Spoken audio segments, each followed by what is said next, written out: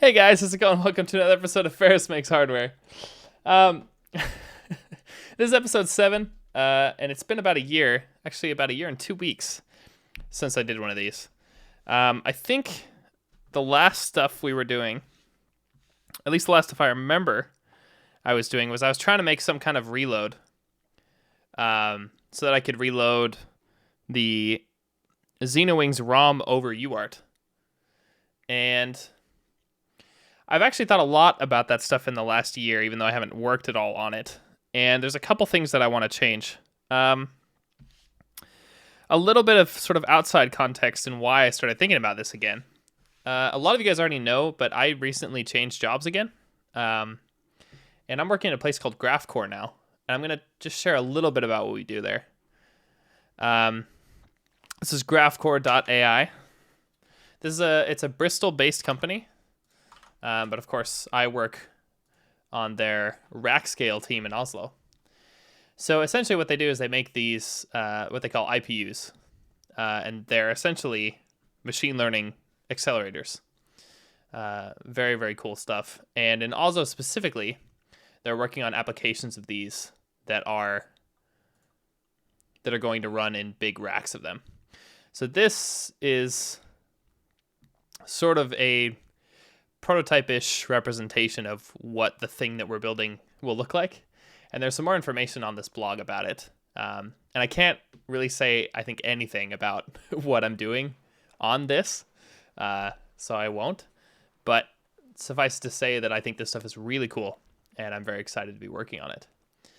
And the reason why that's relevant is because my head is very much in a low-level hardware and systems mode these days. And so I thought, well, why not use this opportunity to do some of the stuff at home as well? And so I thought about the Xenowing project. And a couple things that I thought about in particular that I think I want to change that I've just thought about in the last year or so. First of all, I did the CPU in this really kind of weird state machine fashion. So let's paint a little here. So there's a couple, especially when you're doing like very introductory CPU design, like if you're doing this for a class, I think there's a couple designs you typically go through. And one of these I actually didn't know was sort of common at the start, but a lot of people pointed out to me. And this is the single cycle design. So the whole thing is your CPU has one state and it just does this over and over again. Single cycle design has like a lot of logic where you still have individual parts. So you do some kind of program counter, which feeds into some memory, which is where your program is. And the output of that, the word that you read, goes into a little decoder. And maybe this spits out some signals to like an ALU. And maybe it spits out some signals to a register file. And these signals, actually maybe this goes into here too. Whatever. These signals go into maybe some write back stuff, which is essentially just this. And this. And maybe some of this. And I think the idea here is that as long as your memory, and especially your memory, has this and your register file as well, because that's another bit of memory, as long as these have single cycle latency, I think this all just works to do a design like this. However, I couldn't implement this. I couldn't implement this way because my memory, like when you put an address on the memory that I was using, so I was using a couple kinds of memory, but we have to design for the worst case here. So when you put the address on here, you wouldn't just get a value out right away. So the ROM at the very least was clocked here, I think. So you put an address on it, and then on the next clock edge, you'd get the value out. I think you can still do a single cycle design with this. I'm not entirely sure, to be honest, because memory reads, I don't think, work that way then. because you need at least 2 stages, because I think the first stage has to put the address from instruction decoding into the memory, and then the second stage has to take the result and do like write back and stuff. So I think already you can't do a single cycle CPU. At least you have that 1 cycle delay. But the main reason is that the ROM worked this way, which is one thing, and that's not really hard to work around. The one that is hard to work around, though, is the other peripherals that were attached to the CPU in my system, particularly the DDR memory interface, which I think has a latency of like 12 cycles. And that whatever that latency is not terribly important, but it means like your instruction fetch stage kind of has to be its own stage already, because this might have to wait for memory. So you can either go to this state or the next state, which is like decode or whatever. And then I think this is the typical RISC 5-stage pipeline here. Instruction fetch, decode, execute, mem, and write back. So already when you don't have this on the same cycle, these 2 stages at least need to be their own states or their own stages, so that they can wait in those states. And this, I think, would go back here again. And I think that's all you would really need. And I feel like this is more or less what I did, except I might have baked these 2 together. I don't exactly remember. Now, obviously, this could be implemented as a pipeline, but then when you implement this as a pipeline, you have several kinds of hazards. So, for example, you might have a control hazard where the instruction fetch usually fetches the next instruction and then also outputs an incremented program counter, so that on the next cycle, the instruction will fetch the next instruction word using that PC. So that's actually a form of speculative execution already. So if you hit a branch, for example, you either need to pump bubbles down the pipe, or you need to speculatively execute until here and then try to invalidate by the time you know whether or not the branch was taken, which I think happens in this stage. A lot of those kind of things. The point is with that kind of pipelining is that you need a lot of interconnect between the stages to say, like, okay, there might be stalls coming from here that can stall out this one and can stall out this one, and then those can't do their work in certain scenarios. And you have to start making all these decisions. There's stuff called forwarding as well, where you can like muck some of these inputs, and then do stuff like this with the updated PC. And a lot of this stuff is not terribly complicated to understand, but my hope with this project, at least for the first iteration of the CPU, is that I wouldn't have to deal with any of that. And that's why I implemented it as the state machine that I did. So I think that's like the only way that you can actually implement all of these as simple as possible without having any hazards to worry about. The downside of this, of course, is that it's very slow, and I think the design was also a bit bigger than it needs to be. But I mean, at least it worked. So I don't know. I'm not actually that unhappy with that decision. And if someone who knew more about hardware could correct me on some of that, like if you could have a 1-cycle design where your memory latency was at least 1 cycle or greater than 1 cycle, as was the case. But I didn't think that was possible. And yeah. Anyway, I actually, coming back to this, I think I definitely do want to implement a pipeline CPU, even for the first round. And there's a couple reasons why. First of all, I actually don't think that this interconnect will be as complicated as I fear, especially because there's this project here, and I knew about this like a year ago, but I actually want to try it out now, called risc-v formal. I'll paste this in chat for you guys. And what this allows you to do is it uses Yosis and a couple other things to formally verify a risc-v implementation. So the idea is that you have this interface here, that there's a spec here for a particular interface that you need your CPU to implement, or you can implement like some interconnect between your CPU and this interface, where if you implement this interface, then this has a bunch of tests in it that can formally verify whether or not your CPU implementation is compliant to the risc-v specification. And this is really exciting. So I think going for risc-v for this project was a really good choice. The reason I did that initially was to be able to plug into the ecosystem.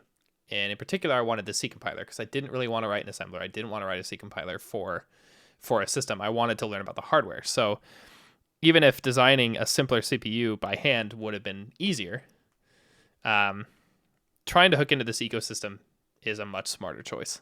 And so I did that for the C compiler, but it's awesome when you have tools like this that come out where you can also formally verify if the CPU is correct. And that's very useful to us because we want to build a CPU and we want to essentially know it's correct before we start implementing a rasterizer in that and breaking out into other hardware, which is going to be complicated as well. We want to eliminate as many variables as possible. So by that same notion, I did make a simulator for the DDR interface, for example, that we could test the CPU against. And I feel like this kind of tooling here is in that same kind of vein of things that we can run on isolated units of the hardware and verify that different things work. So I think it would be a good idea to set this up on my system. And I don't think we'll get to, because I actually expect we'll just install a bunch of stuff, so this might actually be kind of a boring stream. But I kind of want to do it, and my brain's been pretty fried because of the new job, so I didn't really expect to be able to do this at any other time than on stream, so that's just what we're stuck with. Anyway, I think it'll be cool just setting this up, and I want to just set it up and get it running with, I think he has a couple basic cores in here, like Pico RV32 or something. The point is we should be able to run some of these checks on some kind of very simple CPU. And if we can just get those to run, I'm going to be pretty happy. And then I actually think I want to start implementing our CPU again from scratch to be pipelined and against this interface. Because what I'm thinking is that we can use the test suite to sort of do TDD for us, where we don't have to write all the tests. We have the tests already, and we can just start implementing features that make more and more of the tests pass, sort of one at a time. And I think the design can be pretty well fleshed out in that fashion. And that way we don't have to have like individual test suites for the individual stages of the pipeline as well. Unless that makes sense. I'm not entirely sure, to be honest. But I just want to see how far we can get with something like this. So that was one of the things I thought of. Some more things I thought about for the project are that actually I think for the first version of this, because I already had UART output, so I could basically implement put S on that, so I could get some output from the hardware itself, and that worked. So I got C running on it, and I implemented put S. So I was able to output strings and then see them in my terminal on my PC, which is awesome.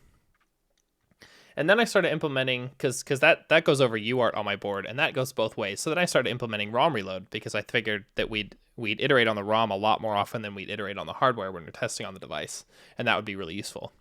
And I think that's a good idea, but I think that exact configuration was actually not general enough. I'm thinking that eventually the system's going to need a controller, it's going to need some basic audio output, whatever, and maybe other kinds of input, like maybe I send debugging, or maybe it needs to access a file system. And I'm thinking actually that I can basically do everything over that UART interface, where if I make a basic kind of packet exchange thing, and from the XenoWings perspective, I run like a software interrupt to just make sure that we're always pulling data off of that, off of the UART, and then we have a way to like send messages too. Then we can kind of send whatever messages we want. So for example, the ROM reload would, instead of having the entire UART receiver on the board just waiting for ROMs, it can wait for whatever kind of message, and that might be a ROM reload and reset, or it might be something else. It might be, for example, the result of a file IO operation. It might be some parts of the file, or the fact that the file was opened successfully, for example. It might be some simulated controller input. It might be like those kind of things.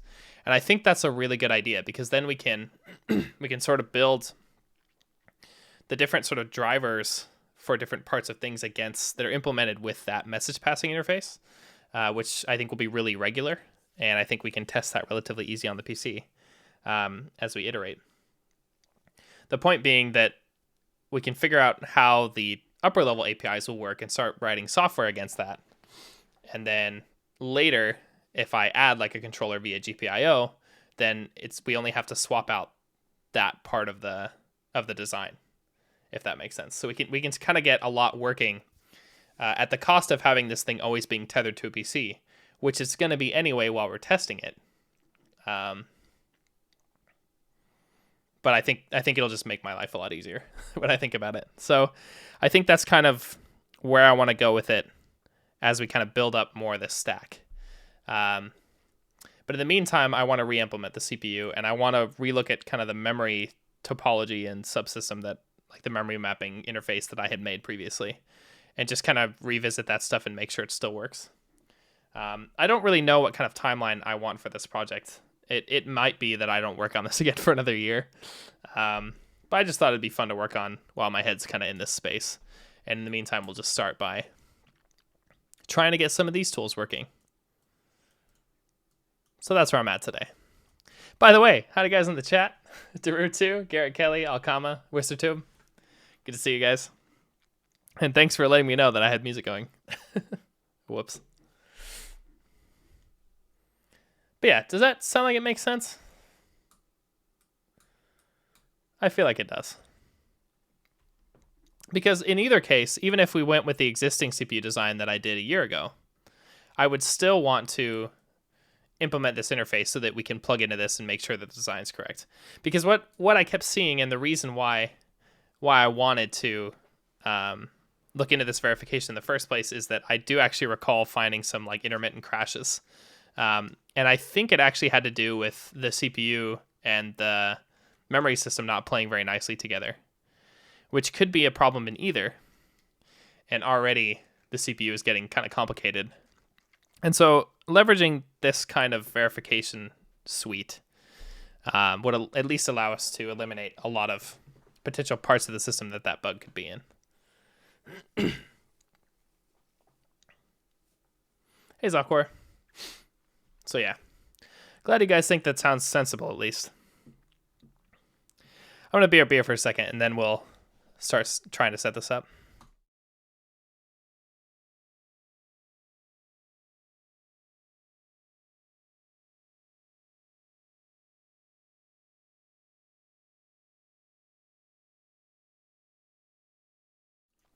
I'm back. No, I'm not getting a beer. I just sat and coughed for a minute because I had milk earlier. And that makes me extra gunky.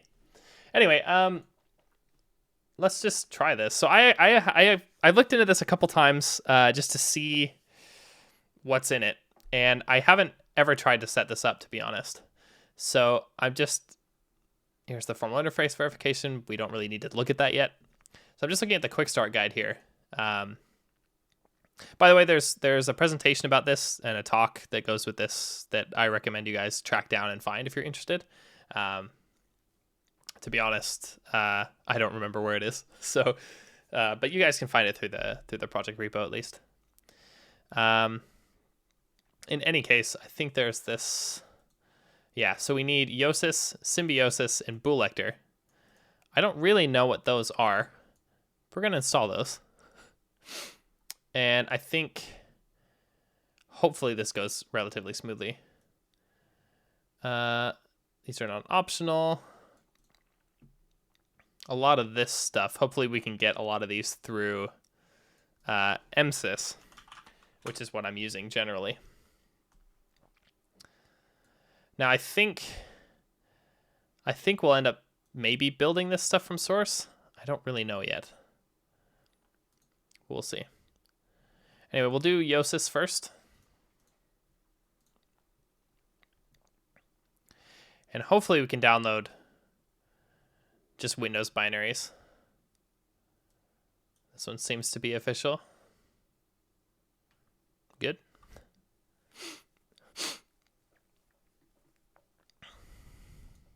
Yeah, I should actually check out WSL at some point.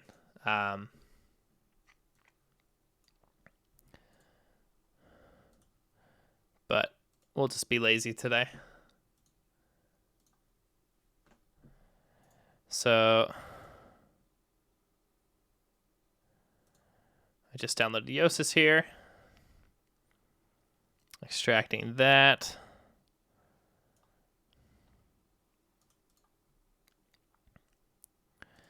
And I'm actually going to move this. So on my local setup, I have this tools folder. And I will typically add most of that stuff to my path. I'm actually going to do that right now with this. So edit my environment variables.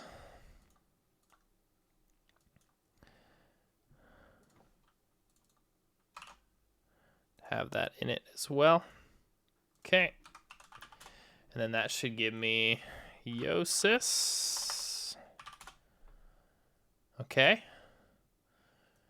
This got me something. Quit. Exit. Help. Cool. All right. Step 1. That was easy. Hopefully all the versioning and stuff works out by the time we get all this put together too. Don't know if it will. We'll see. I also don't know what these different things do yet. Front-end driver for Yosis based from hardware verification flows. So, okay.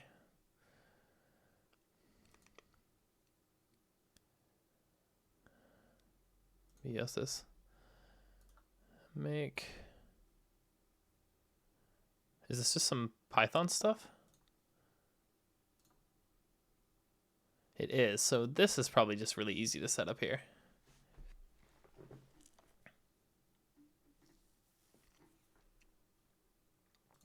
Yeah, that does sound appealing to her too. I'm gonna do this here.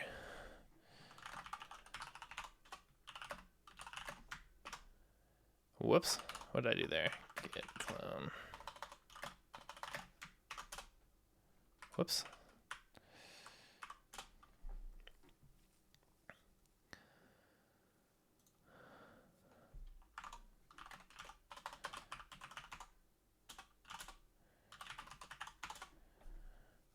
I just want to see what this install thing actually does here.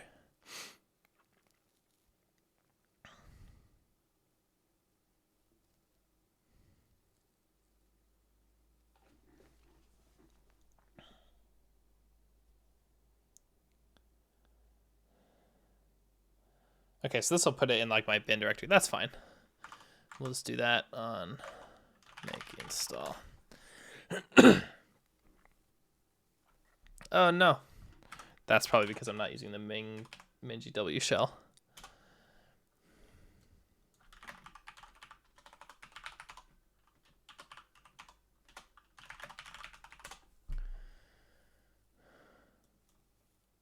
Okay. That's probably good. How can I test this?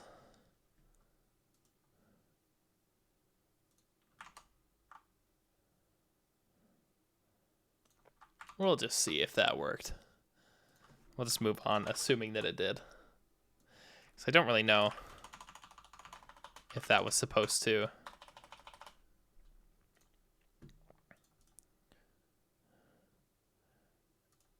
put anything in my path.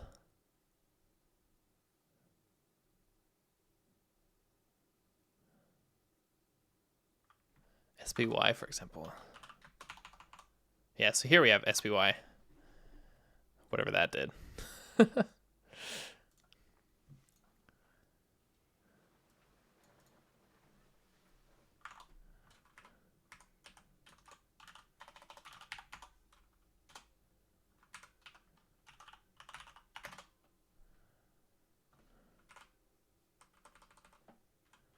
Anyway, let's just assume that works and see what happens if that causes problems later.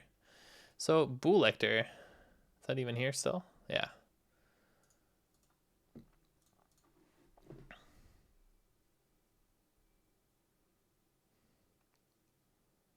Fancy solver thing.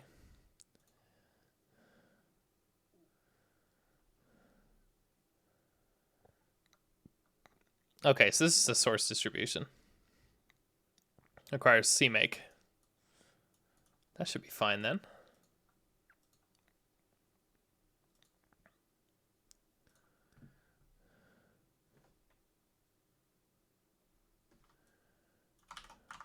I'm gonna do this here.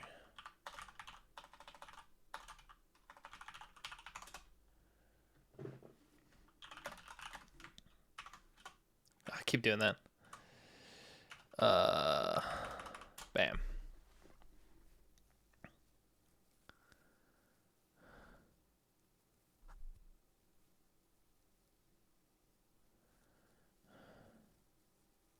Seems a bit bigger. No problem.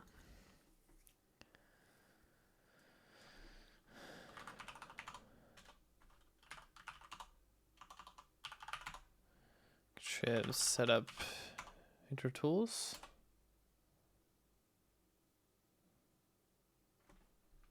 Ruh-roh.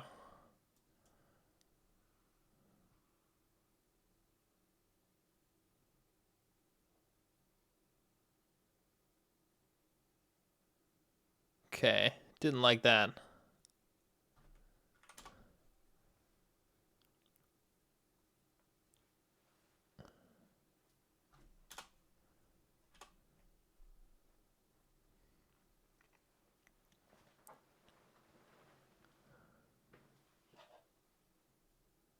Relies on specific revision.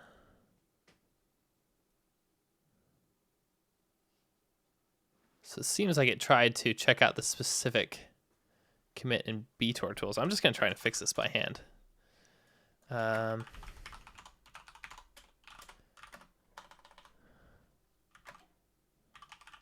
Depths.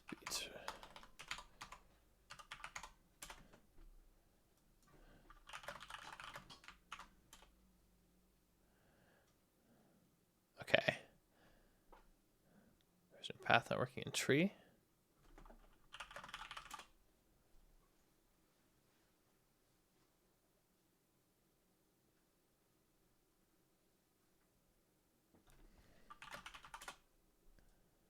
The git here, so git remote origin.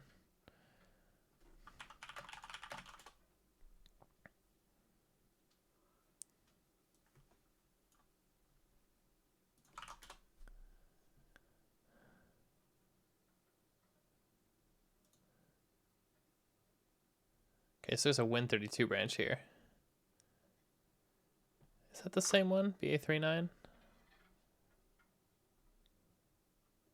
No.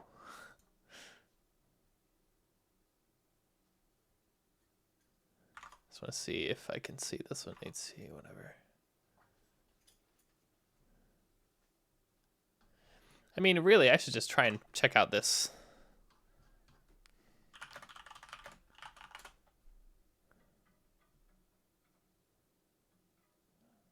Is it not like that? Git fetch.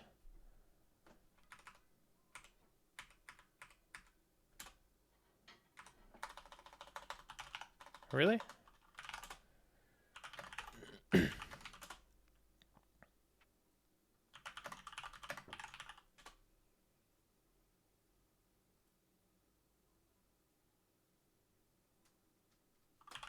Oops, I mean origin.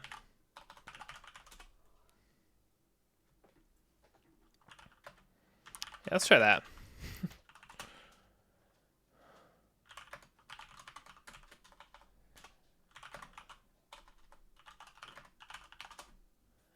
I don't know why that doesn't work.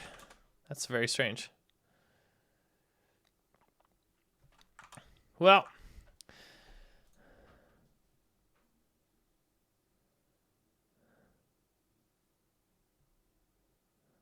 that's a bit strange. Let's try and move on and see if it's actually not a problem. I suspect it will be, but just in case, we'll deal with that if that gets to be a thing.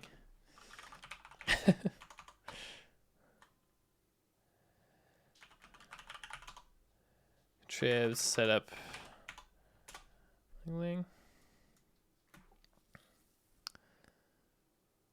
Same kind of thing here. But it still builds stuff, so I wonder if that actually doesn't matter. Oh, do you know Drew too?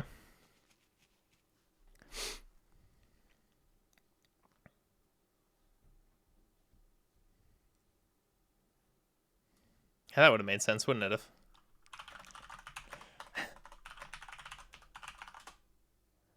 I still didn't like that. I really don't know why. Because we have that remote setup, it looked like. Oh well. I'm going to move on and see if this yells at me.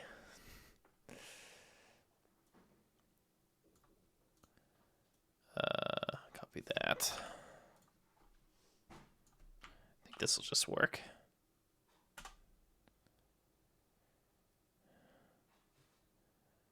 Doing some CMake shiz.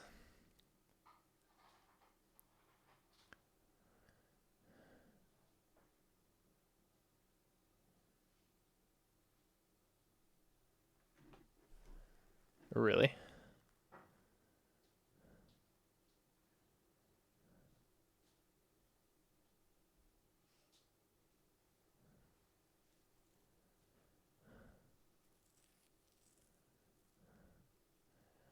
Okay, this is probably CMake defaulting to this configuration. And I think I might have to override that and make it use MinGW instead.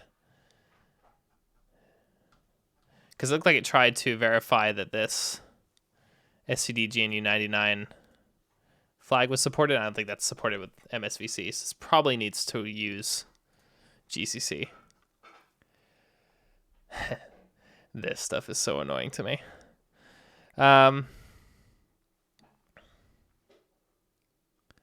We can do MSys make files. That's actually nice. Maybe that helps. I don't know. I wonder too, because if we cat configure, which is a really short script, it's actually not that bad.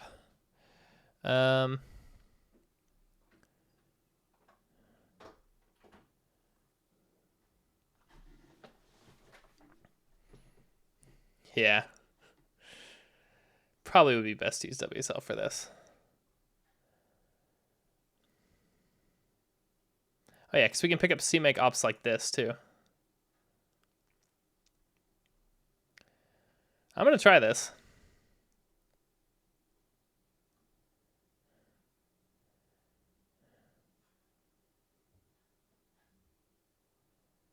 So in CMake, you can specify this by doing what again?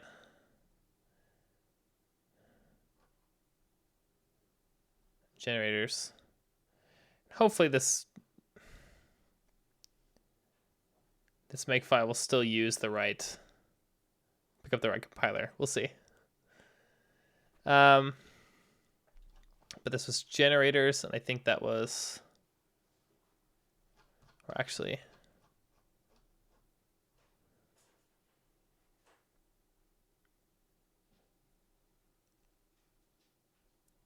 yeah, I don't want to try WSL today, which might lead to my demise, but we'll see.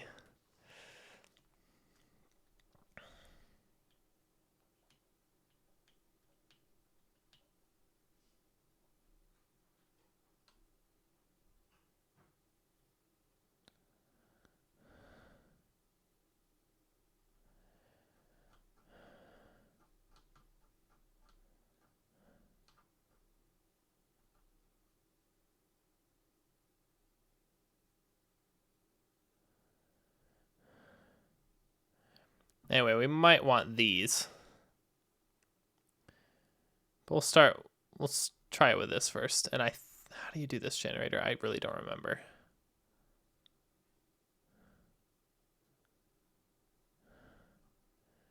Form.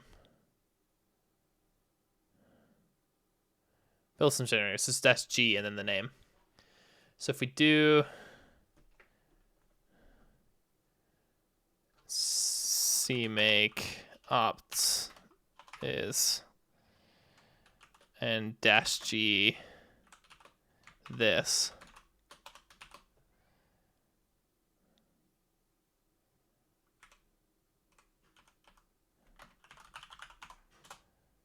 Think that would work? I didn't like the space. I think.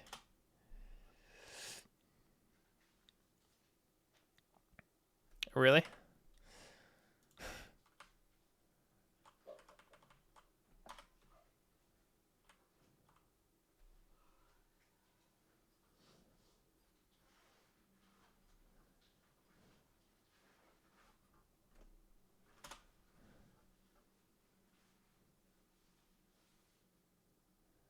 Let me try and break this apart here.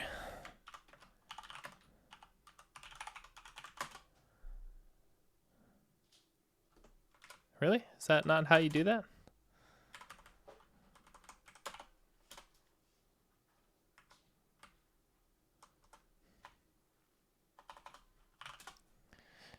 Watch Ferris be bad at a shell.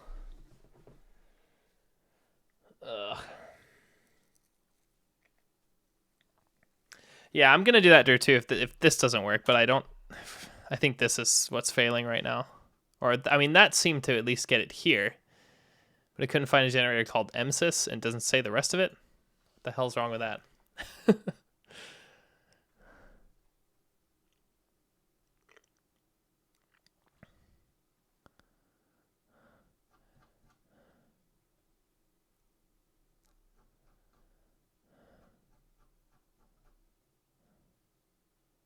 Also, was this the configure script? It was, wasn't it? I might just run that by hand, to be honest. Well, I won't pick up any of these options, though, will I? That's the kind of crappy part there. Ugh. Oh, this also does remove the CMake cache, doesn't it? Here.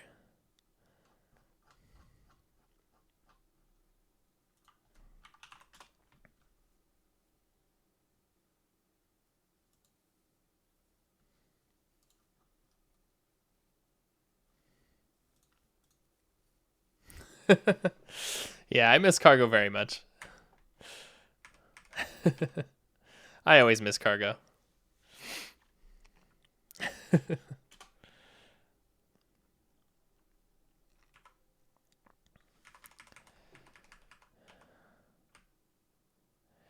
I legit don't understand why this doesn't work, though.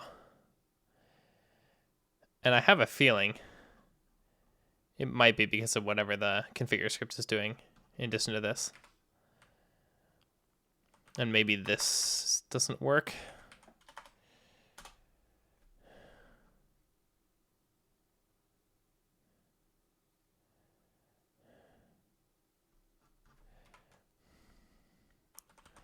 I don't know if that would help. Probably not. I can't fix this space somehow.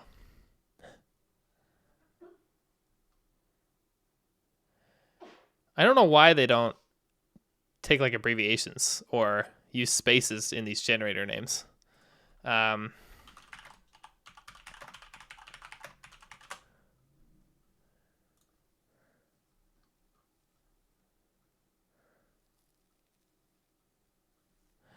I think you can do this, it looks like.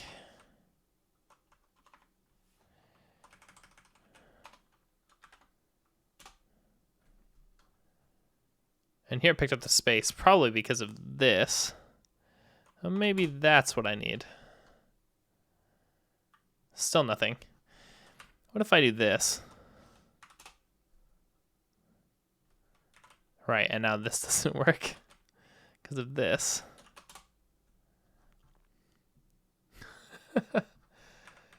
Ugh.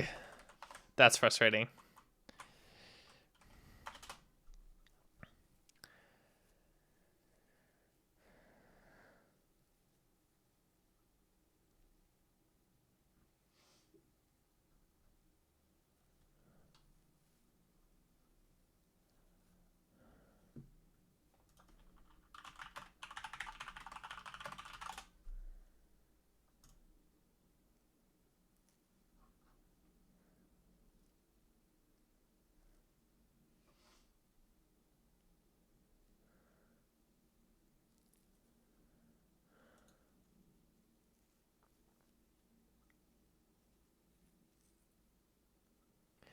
Well, I was thinking about that, Drew, but if I look at the configure script here, it picks up a lot more of these options that I wouldn't get if I just ran CMake on its own. Pretty sure I need these.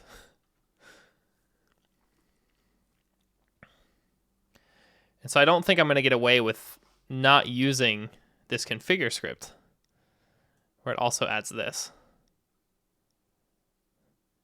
So somehow I need to get this to behave properly.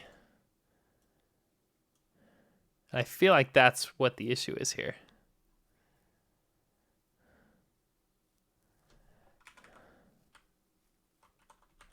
If I just did this, it's probably going to complain it can't find that.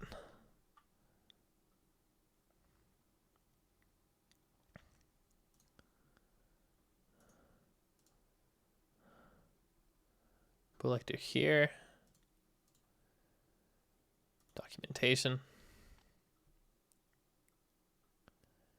API docs doesn't really help me.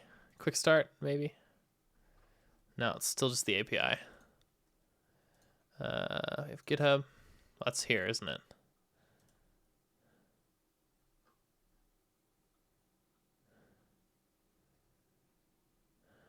You need these things.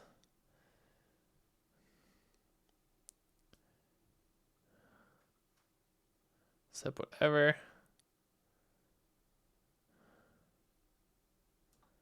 So this is how you do it, I guess.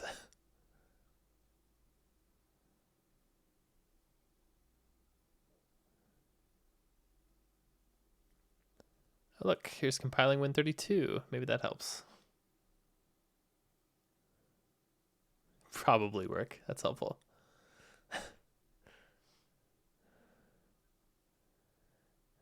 Python, CMake.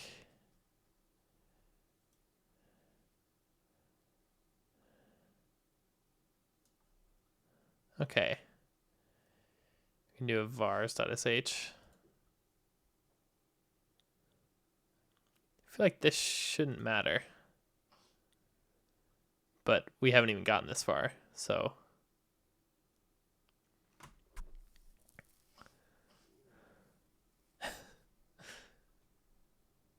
This is kind of ridiculous.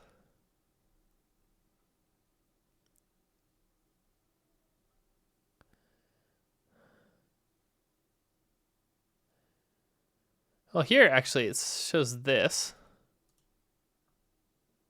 Maybe that's because it picks up a bunch of this stuff from vars. I'm not really sure here. You know, we can try this. Just see what we get, I guess. No. Hey, G Superland.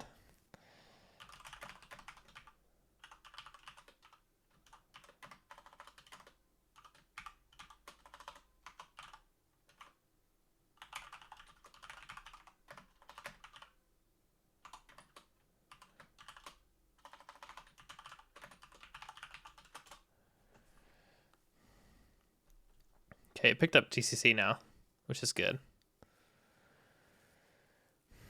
Maybe this just works, but I have a feeling it doesn't. And it doesn't. Missing these Python libraries and Python includers. I guess this. There's this here. I'm guessing too that this is specified normally in the configure script. Yeah, I was thinking the same, G Superland. I'm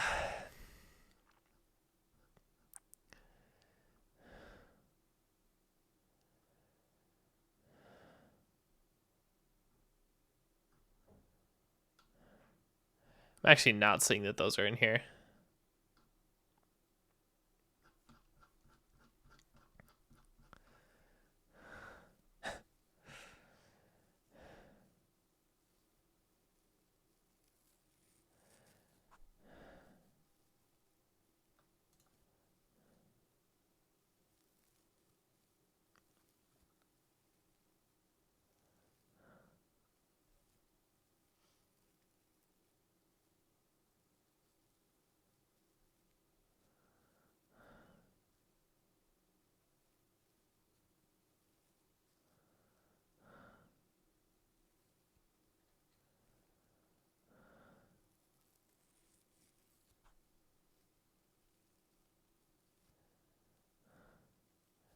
Oh, that's frustrating.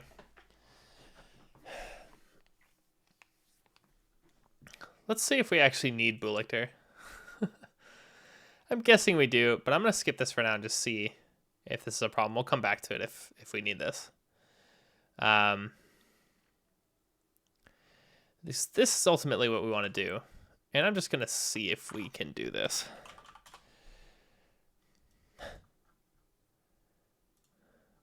This should be this repo.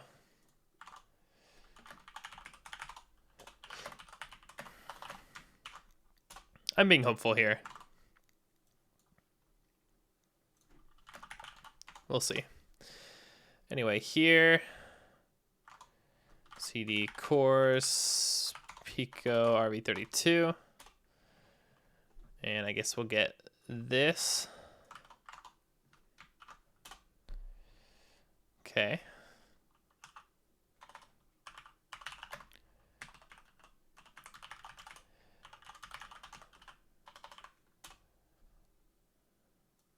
Generated the checks. Okay.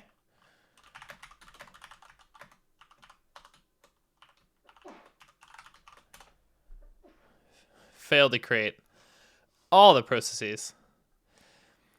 And I think that's exactly the same thing we got when we ran SBY on its own. Which is interesting because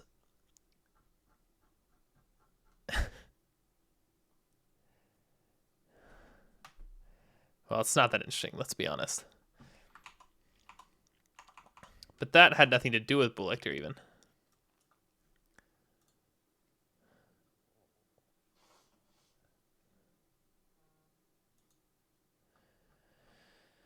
I might need to do this with WSL or something.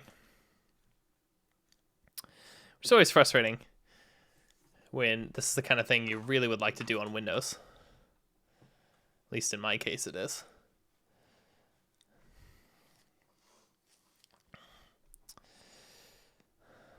I'm just very frustrated right now. I'm too tired to deal with this properly. I just hope that if I set up WSL that it won't fuck up all my path and the rest of the setup I have. Ideally, I could just switch and not use MSys anymore because I like Ubuntu anyway.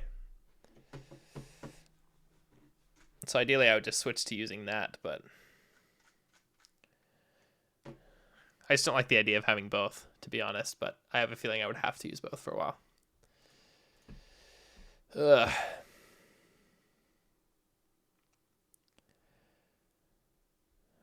I'm wondering if we can at least try to see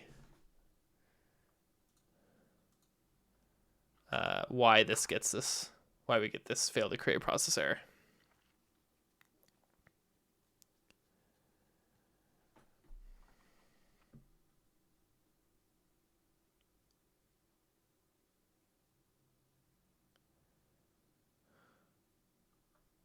That's extern launcher.c.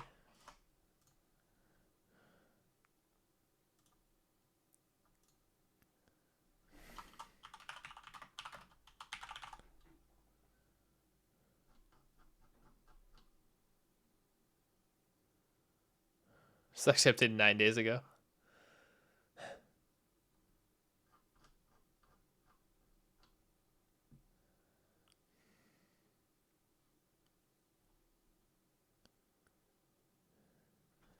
This actually launched as Python even.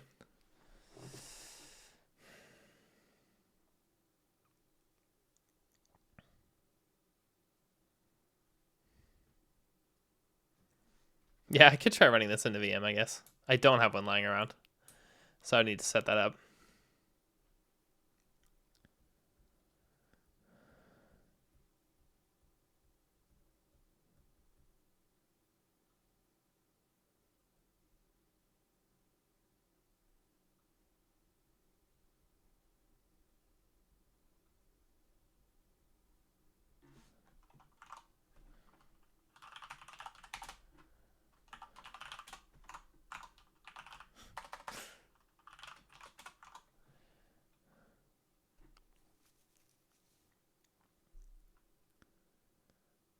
Maybe there's an argument I can use to specify this or something. It's just annoying that it gives me absolutely nothing here.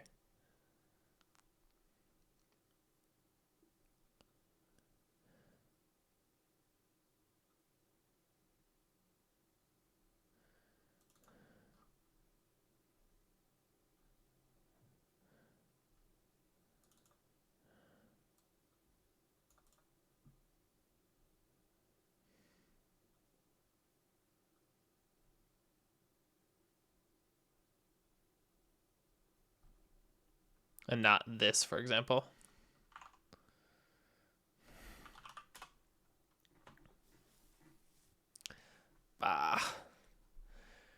This is the last kind of thing I wanted to deal with today. But I did kind of suspect it might happen just because like nobody does this on Windows. I would have suspected maybe I configured this wrong as I was building this stuff, but this did work. I don't know. Well, I'm tempted to just call it quits for today. So I just don't really know if it's even worth trying to debug this or just trying to do this with like WSL. In which case, I'll set that up off stream anyway, because I probably have to restart at least.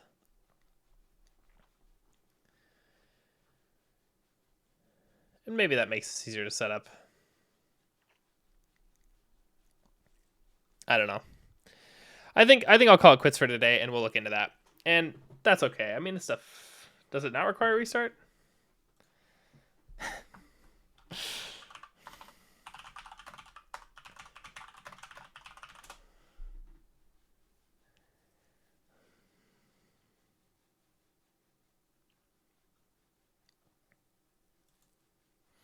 Why don't I just try to install it? That can't hurt at least.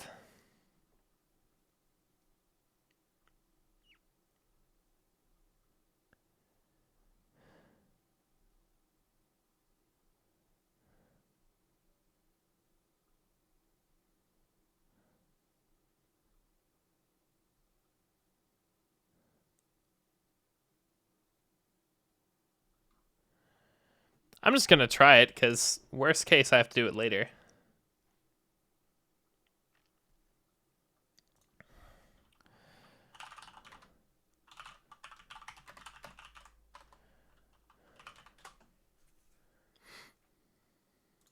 So how do I do it? I got to open PowerShell as admin. And then do this. Do I even have PowerShell? I mean, I should, because I'm on Windows.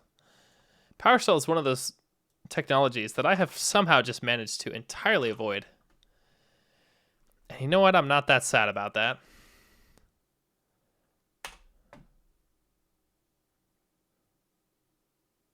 Okay, I need to run this as admin.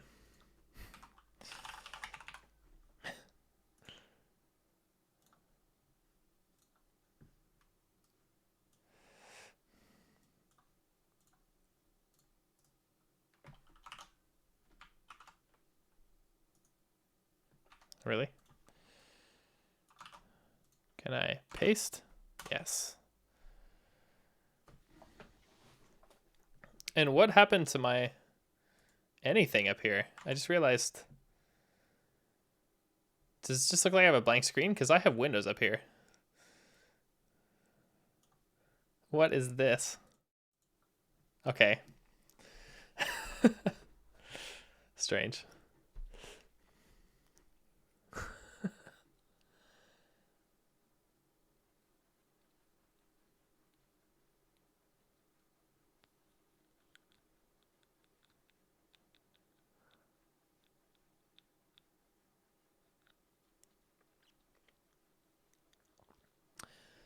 Says I gotta restart.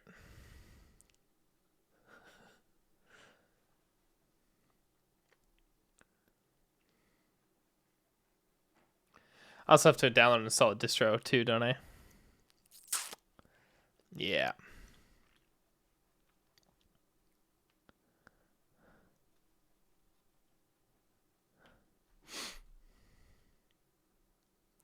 Yeah, what I think I'm going to end up doing, I'm going to call this quits for tonight, and I'll restart and set this up some other time. Maybe we'll work on this last week or next week. Probably, because I kind of want to, but we'll see.